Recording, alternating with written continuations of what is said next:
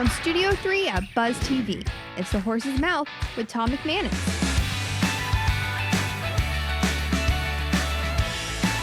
Welcome back to another episode of The Horse's Mouth. I'm Steve Strum. Horse's Mouth is brought to you by the Daily News Network and Foodies Care. I have some very fun people today to talk about, all small business owners in the community, some in the local community, some in the national community, talking a little bit about what they're doing to make a difference in business. So first up, we're going to talk to Colette, who is the owner of AAR Educational Investments. We were talking a little offset. What is AAR Educational Investments, and what are you doing for our community? We are a nonprofit corporation, and we have found out some very inventive ways of introducing finances to the public. We don't just deal with adults, we also deal with kids. And we are bringing them in. We're not using the dried up terms such as budget and spreadsheets, but we're using terms that people can actually relate to. We're currently doing our first back to school event that we're giving back to the community on Sunday. And we are putting together, we have a kit for kids that all the financial information is in there. And it's just a wonderful thing that we're doing. We are looking for various ways to teach families how to start their kids at a very young age and take it all the way up to their lifespan. What's the problem with a spreadsheet, man? I love spreadsheets. What are you talking about? Oh, it's not a spreadsheet. You're killing my soul. But don't worry, you're next. It's coming. Thank you for what you do, because having kids, as an adult myself, it's just not something that's taught in school. Mm-hmm. I used to work, volunteer a lot with an organization called Junior Achievement back in the day. I remember. Basic financial stuff, like how do you balance a checkbook? What's a credit card? And they just don't teach these things anymore. And now all of a sudden you get somebody, they go to college. I've got kids in college. Next thing you know, they got student loan debt, credit card debt, and then they spend 20 years paying it off if they didn't start at the beginning. Mm-hmm. Thank you for what you're doing in the community as a small business owner, helping to impact people's lives to get them started ahead. Now, right next to you is a young lady named Lezlee, who has a really big boat. And she's going to take us all on a tour, hopefully not a 3-hour tour, because it didn't work out so good for Gilligan. Lezlee, tell us a little bit about your firm. It'll work out really well for you. Yes, you will intentionally strand me on an island. The producers Depends on how you behave. Wait a minute. Okay. We have to. Producers that are watching this, we're going to go do remote episodes on an island for about 10 years. Okay, I'm ready. So as Gilligan to the Lezlee, tell us a little bit about your firm. Oh, well, I'm Lezlee, and I'm part of a family-run business. My husband and I, Captain Rob, own Jack's Yacht Charter, which is the owner of Royal Princess Yacht. We're a 125-foot, 3-level luxury dinner yacht in downtown Jacksonville. We're the only ones doing this. We were in New York for many years, and it's been amazing. We've been operating for about 8 months consistently on the South Bank. We do private yacht charters, but the public cruises have been incredible. We did a summer series. We're almost finished. We have Motown and martinis Friday night, reggae on the river. I come up with these cool themes. We pair it with local restaurants and catering companies. We have drinks. We have entertainment. It's amazing.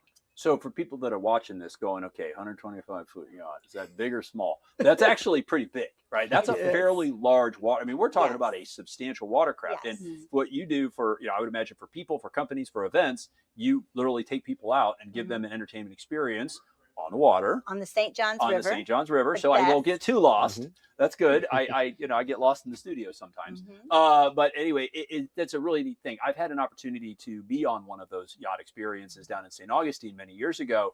And it's really neat because it's different, right? Yes. So as a business owner, bringing clients, doing a thing like holiday parties, I would imagine New Year's kind of cool. Probably a very popular day that you're helping people take the experience to a different modality. So they're like, wow, this is so different. So whether it's families, the community, or businesses wanting to entertain clients, or even having corporate parties, you do it all. We do. Do you drive the boat? Oh, hell no. Fair enough. I am not part of crew, but we are a U.S.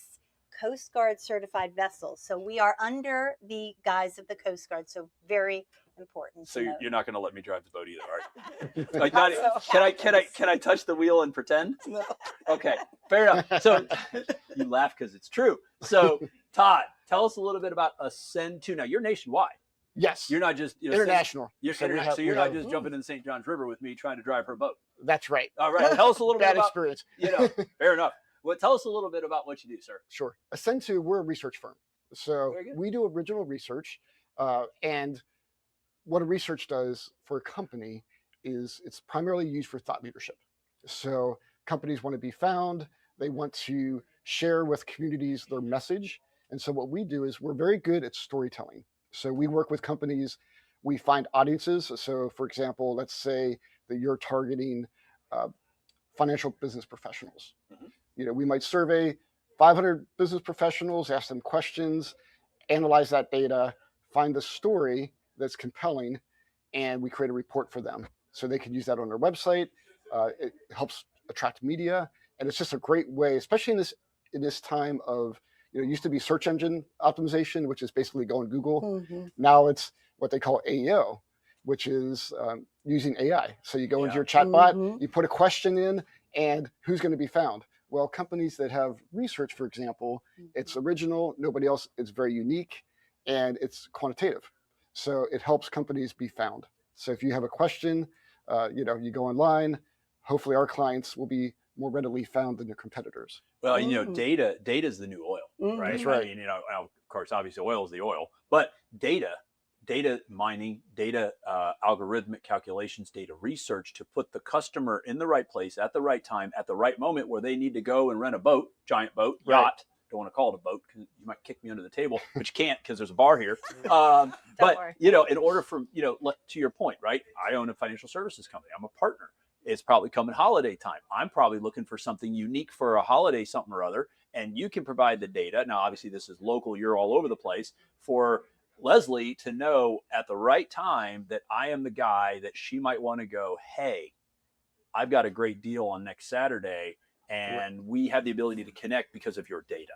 That's correct. So something in that. Now, obviously, this is boiling it all the way down. It's probably a lot more complicated. I'm not trying to oversimplify it, but this is a topic that oftentimes people like myself, even, we just get so confused in because, to AI is such a revolutionary way that we're doing business. We are all old enough to remember when the computer and the internet really became part of something, but it really never became part of something until this 5G business. And now we can go click a button on a phone and magically whatever we want shows up the next day on our doorstep. That's something that's new for us. That's been like our children, something that they expect.